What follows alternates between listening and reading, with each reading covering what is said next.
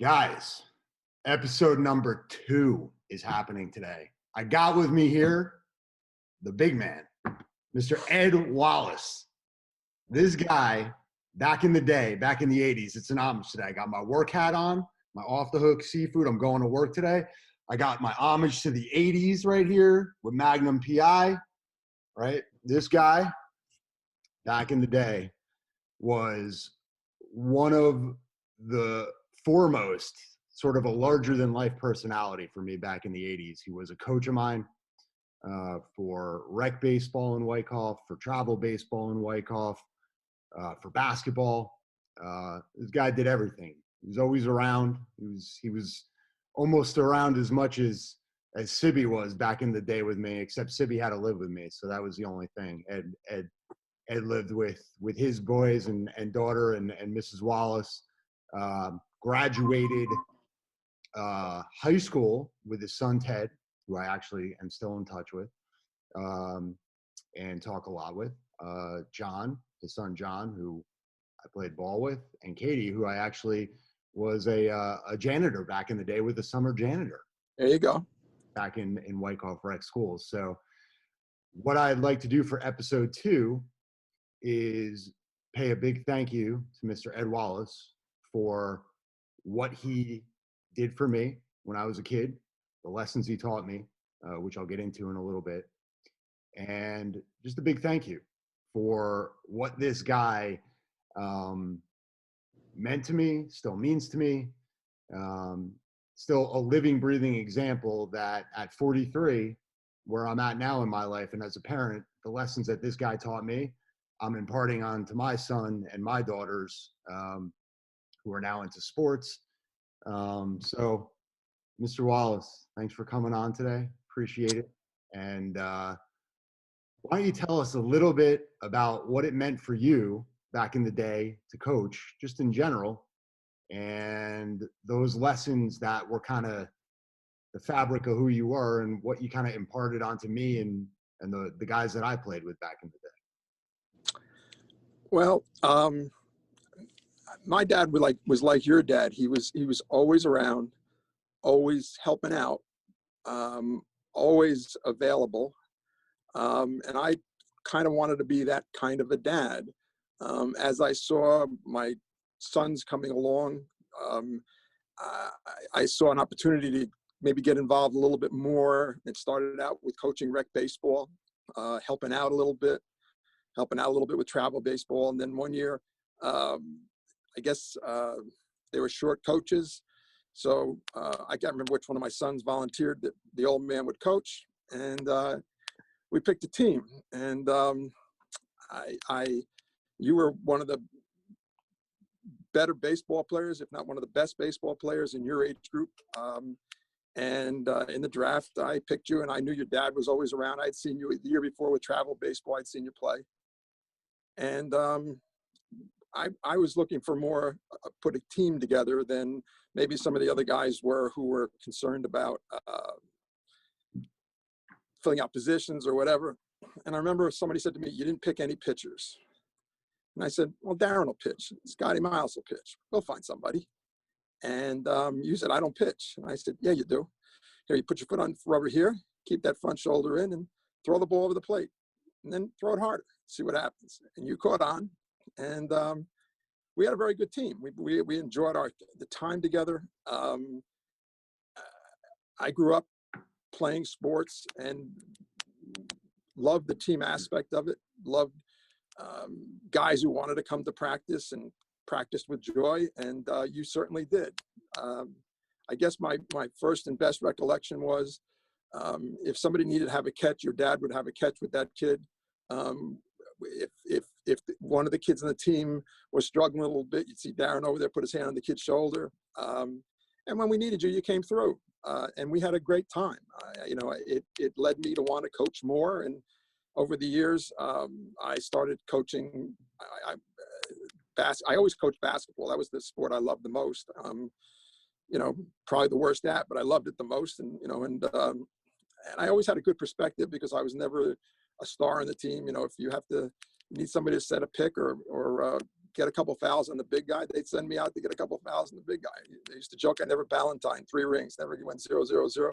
I'd always get that foul early, you know. And I valued that in the guys who played on my teams. And shortly thereafter, my son John was playing on a club soccer team, and the coach said he quit, and he said, Ed Wallace will coach the team. And everybody joked Ed Wallace never played soccer. But, you know, if you can't coach, you best get good players. So we had a great time with soccer, coached baseball. You guys brought me along. Your age group brought me along. And I loved every minute of it. If I could do it again, I talk to my sons and I tell them, you know, go get involved. I mean, kids are into sports right now. I'm sure that, you know, you'll drag his butt into it sooner or later, you know, into coaching and stuff. John still coaches. John's still coaching Northern Highlands Regional High School.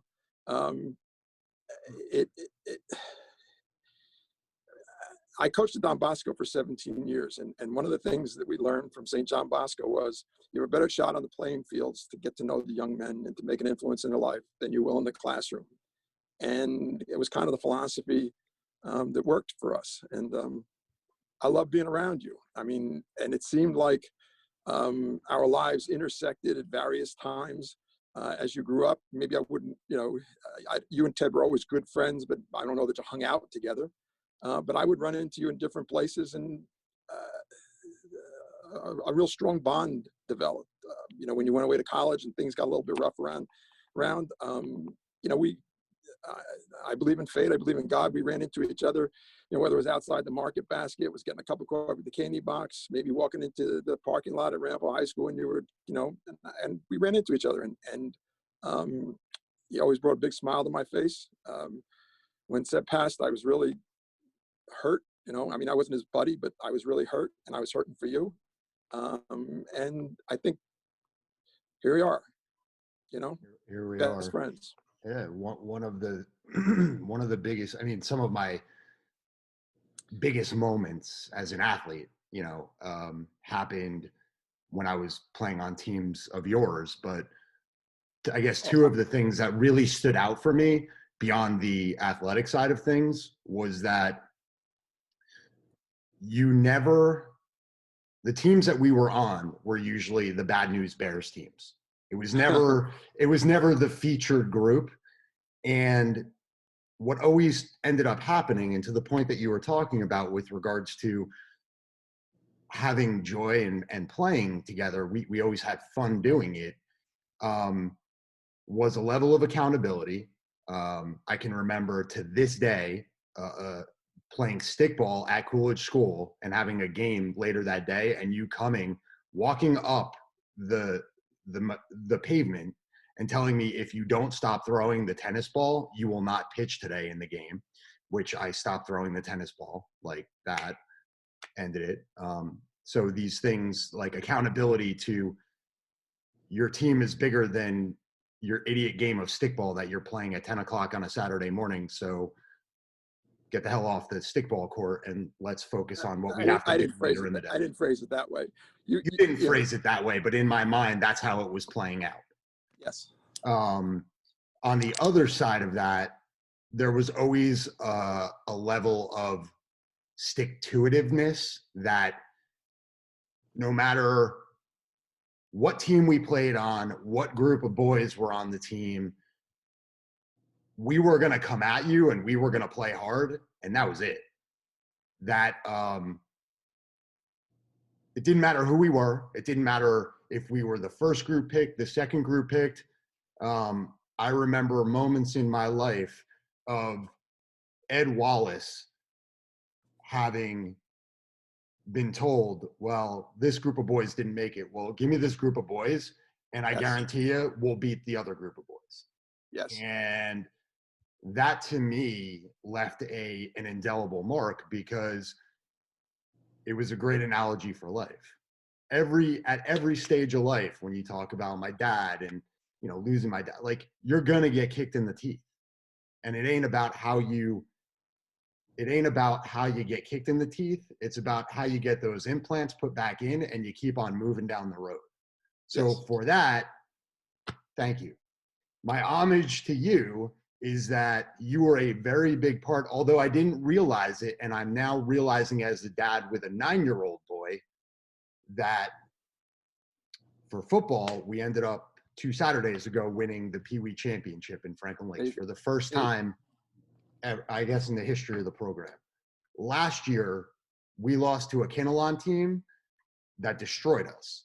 This year, we came back and we beat them twice, and that's what I'm trying to impart on my son, is that it don't matter where you come from. It don't matter what you do. If you put in the work, you might not win. But guess what? You're going to be a champion. You're going to.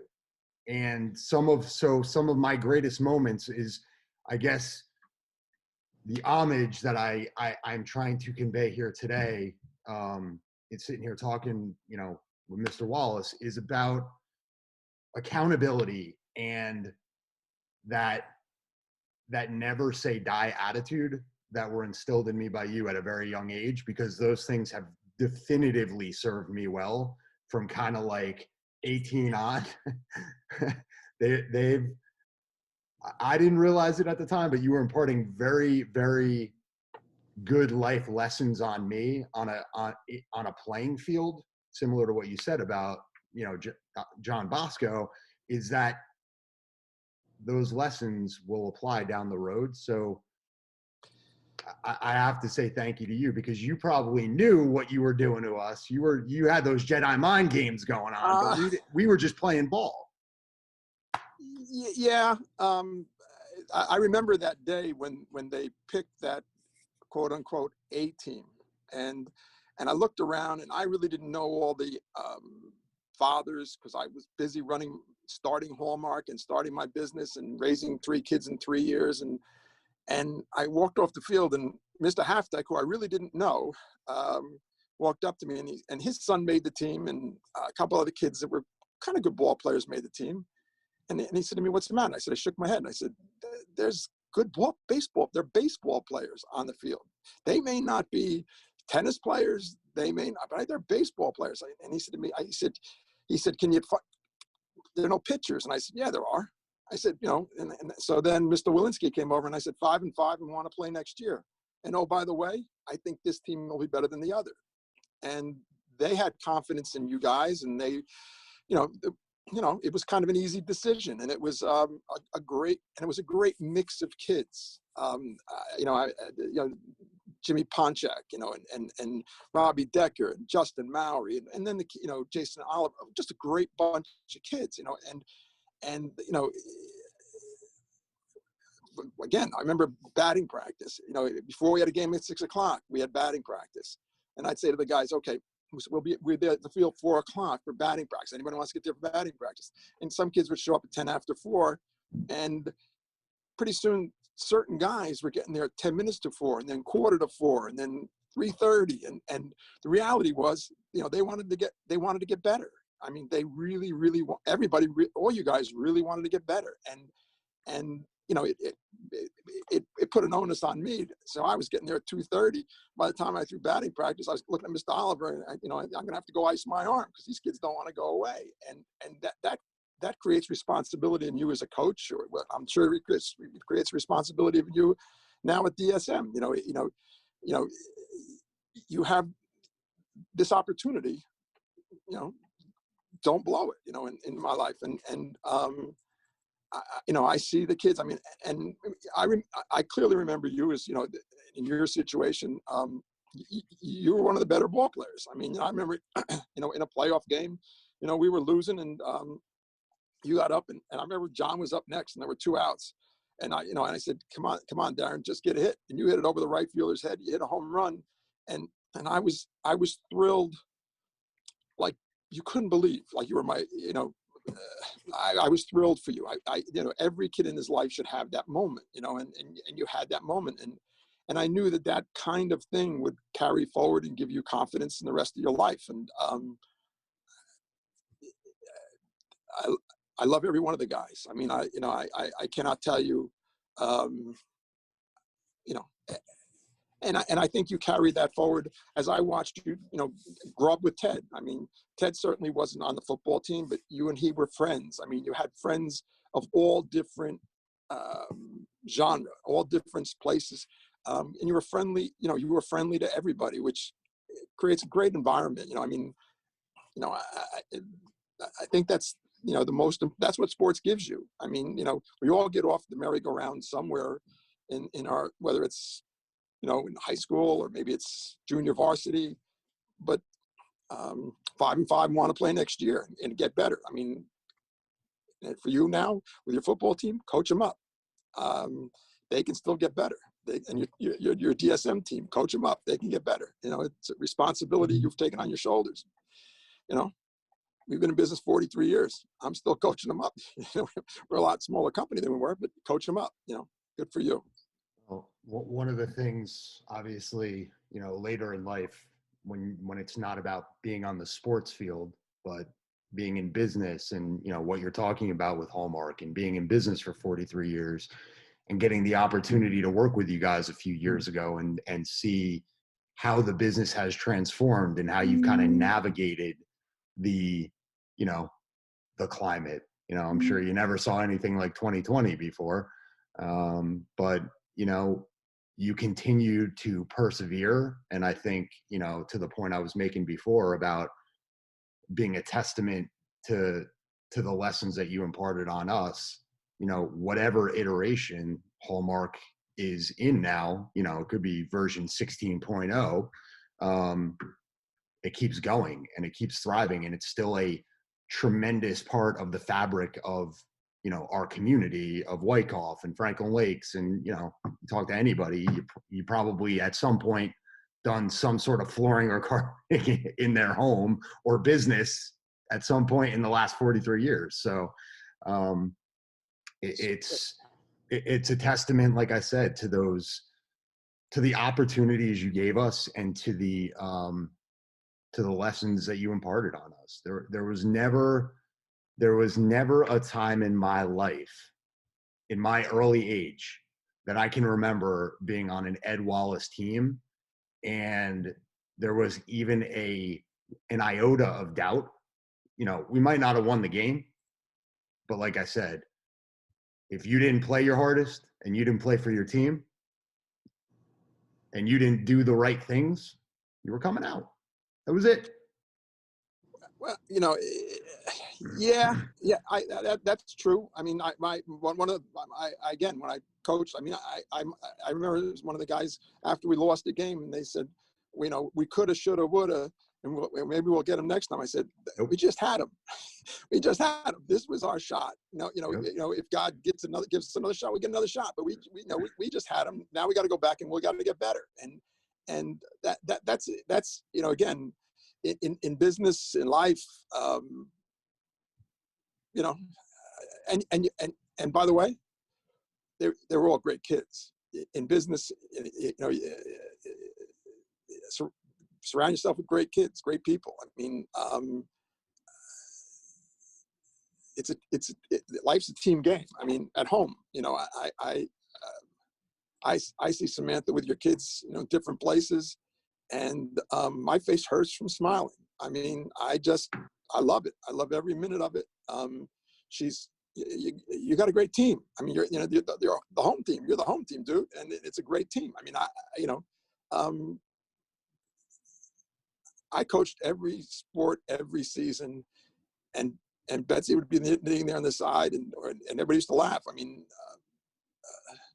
young lady just recently walked up to us at one of John's soccer games and said, "Mr. and Mrs. Wallace." And I thought, oh, somebody recognizes me. Now they recognize her because she was knitting. And it turns out that she's somebody in John's life today. And I'm sitting there going, what's going on here? You don't know. Sports is just such a great metaphor for business, for life. Great kids. I'm going to say it again. I got, Darren, Jimmy, all the guys. I mean, the great kids. I mean, kids I coached at Don Bosco.